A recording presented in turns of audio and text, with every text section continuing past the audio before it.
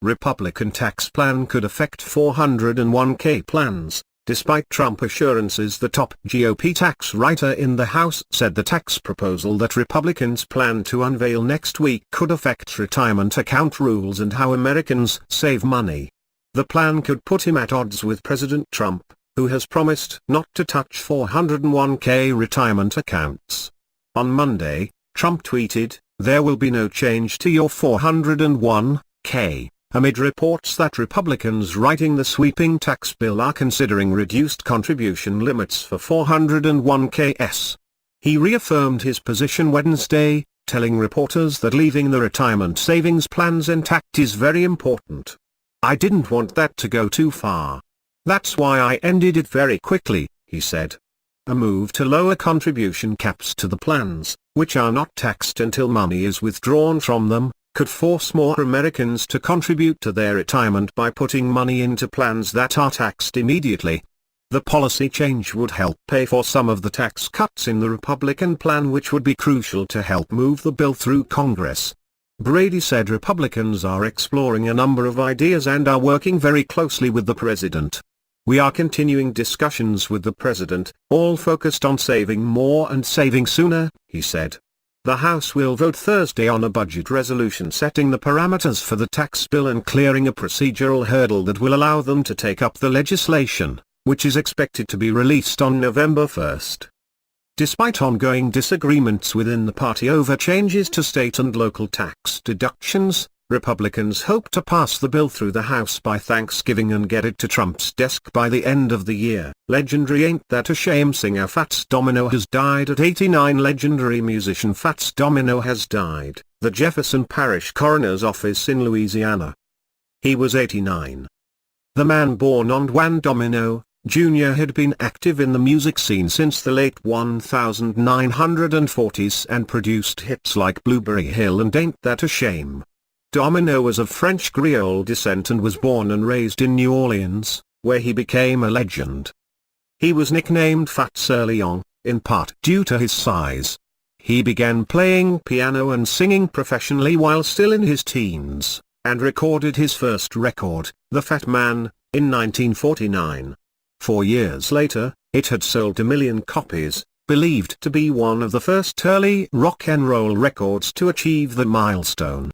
Domino is best known for his string of classic hits that began in 1955 with Ain't That a Shame, combining blues, R&B and classic boogie into a signature style. Ain't That a Shame reached the pop chart top 10, though a more mainstream cover by white singer Pat Boone reached number 1. The icon's most enduring hit came in 1956 with a cover of the 1940s pop song Blueberry Hill. It sold over 5 million copies worldwide. Hits like 1957's I'm Walkin', 1959's I Want to Walk You Home and 1960's Walking to New Orleans followed. Of his almost 50 albums that spanned 5 decades, Domino produced more than 25 gold singles and sold more than 65 million records, according to his official website. He also produced new music well into the 2000s. Domino was awarded the Grammy Lifetime Achievement Award in 1986 and has also been inducted into the Rock and Roll Hall of Fame. In 1998, President Bill Clinton also awarded him with the National Medal of Arts. The blues and rock and roll musician wasn't one for interviews, but in 2006 he spoke to CBS News after Hurricane Katrina devastated his home city. He lost nearly all of his possessions when Katrina struck New Orleans, including his gold records, though the RIAA replaced them. Domino said he was sorry that so many like him lost their homes and were displaced because of the natural disaster. "I hope to move back to New Orleans. I like it down there," he said with a smile about getting New Orleans back to its feet again. Domino was married to Rosemary Domino for 60 years before her death in 2008 and the duo had 8 children. U.S. Ambassador Scott Brown's comments in Samoa sparked an inquiry. Scott Brown, the U.S. Ambassador to New Zealand and Samoa, said today an inquiry had been opened into his conduct at a summer event he attended in Samoa. He said his comments to some guests and a food server were taken as offensive. Brown told New Zealand news website Stuff that the blowback to his remarks at the July Peace Corps celebration were a cultural misunderstanding and may have been politically motivated.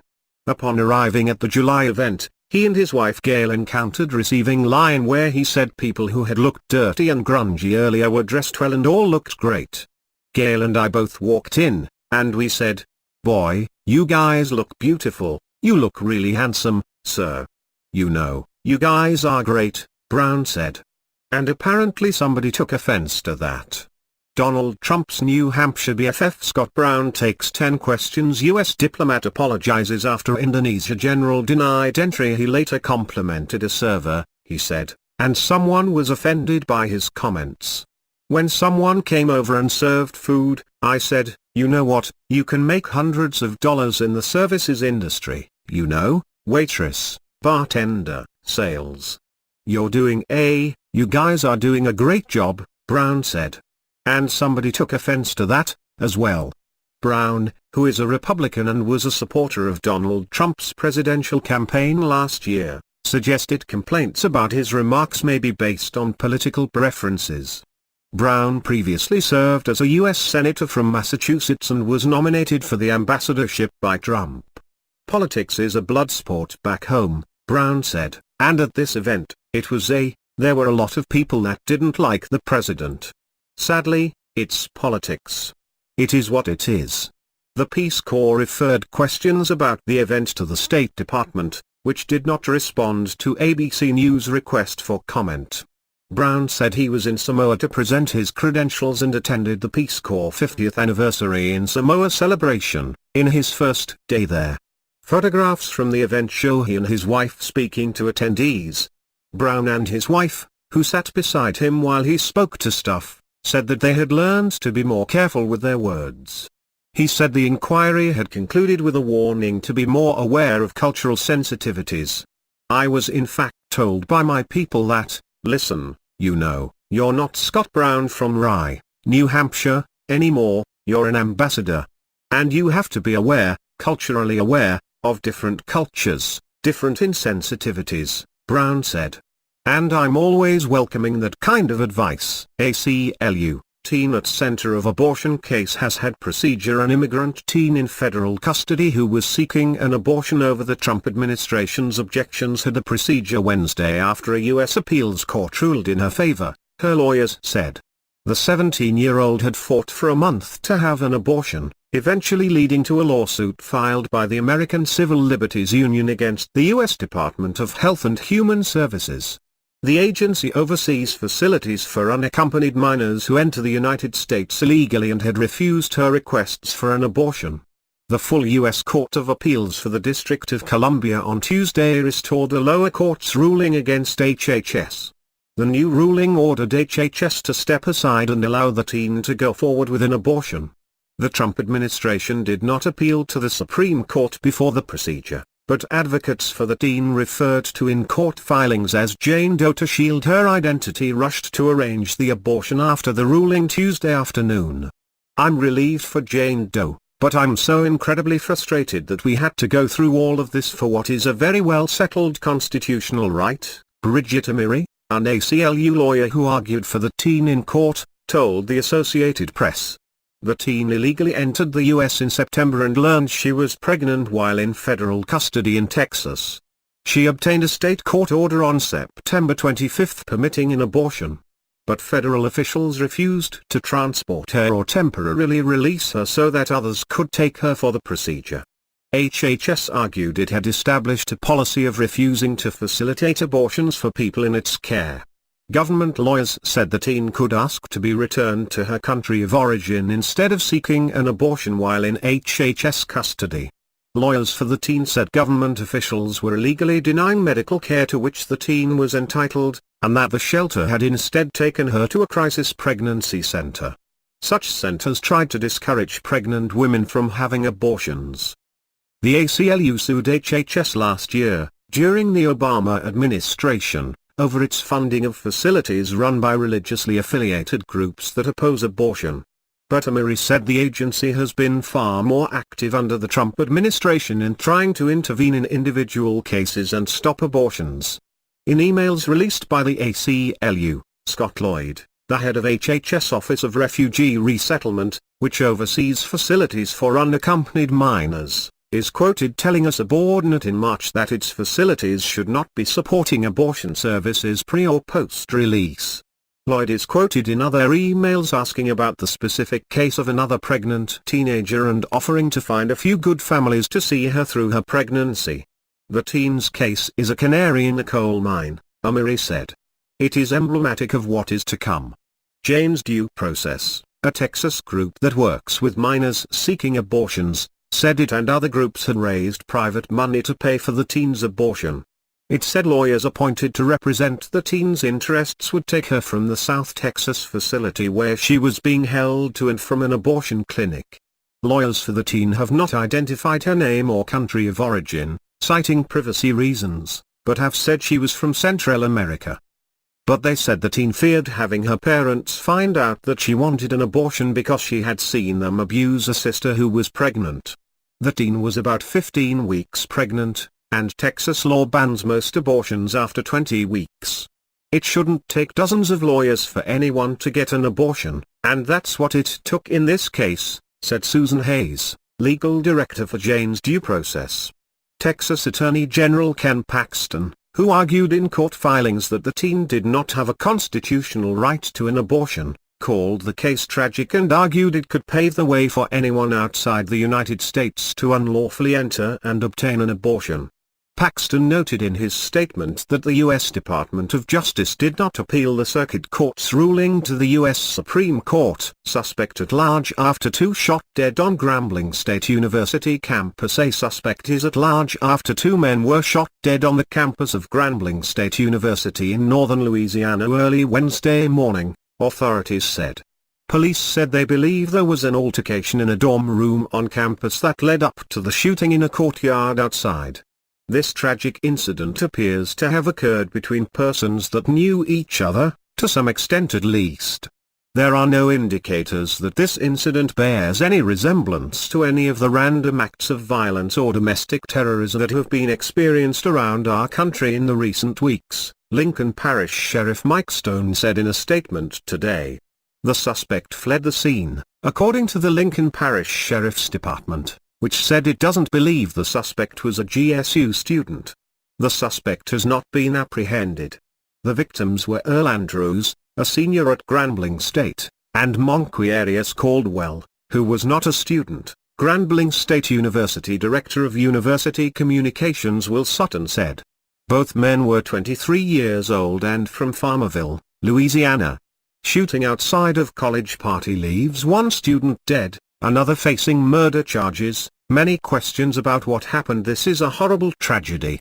Nothing that anybody would have ever wanted to have happened, Sutton said in an on-camera statement early Wednesday. Our prayers are with the victims and their families. There's no place for violence on Grambling State University campus. We always encourage our students to be safe, to be aware, watch who they hang out with, and watch who's around at all times. This is a most unfortunate situation. In a statement, the university's president offered his condolences for both victims and announced that a prayer vigil would be held this afternoon. We offer our deepest condolences to their families, Grambling State University President Richard Gallot wrote in the statement. We are working with authorities to do all that we can to ensure your safety on campus, our first priority. The Sheriff's Department said this morning that investigators are in the process of gathering evidence, interviewing persons and securing warrants. The Sheriff's Office said extra patrols will be provided on and around campus for the foreseeable future. Witnesses in Bergdahl's sentencing hearing emotionally recount rescue attempts. A military judge presiding over the sentencing of Bo Bergdahl heard from two prosecution witnesses Wednesday morning who described the aftermath of the Army sergeant's disappearance and the efforts to rescue him during his 5 years in Taliban captivity. Bergdahl pleaded guilty last week to charges of desertion with intention to shirk duty and misbehavior before the enemy after he left his base in Afghanistan in 2009. his capture and imprisonment by the Taliban and his subsequent negotiated release by the Obama administration as part of a prisoner exchange made international headlines and drew partisan condemnation. Retired Senior Chief Petty Officer James Hatch, who was a part of a special warfare unit involved in a rescue operation, testified that there was no hesitation among those tasked with retrieving Bergdahl, but that he recognized that multiple service members were being put in harm's way to rescue just one.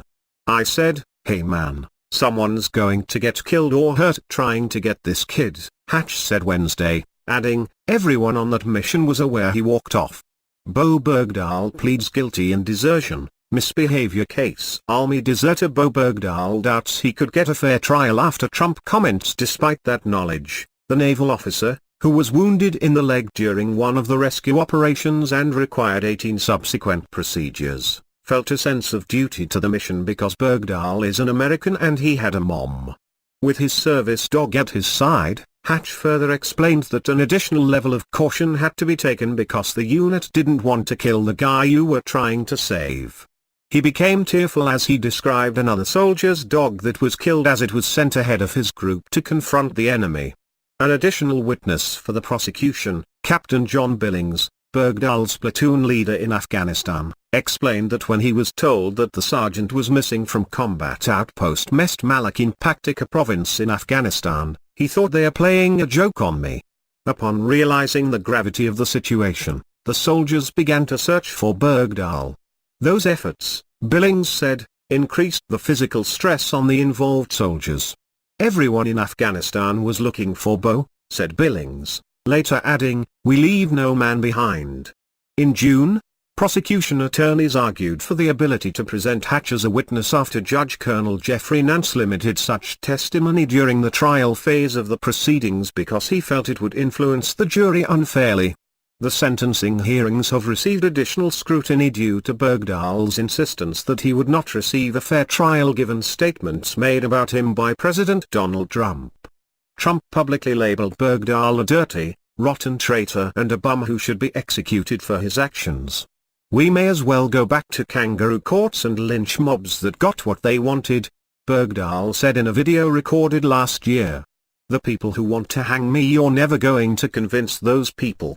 In a 2015 interview with the podcast Serial, Bergdahl admitted to leaving his outpost in order to hike 18 miles to a nearby base where he intended to report his concerns about leadership at combat outpost Mest Malak.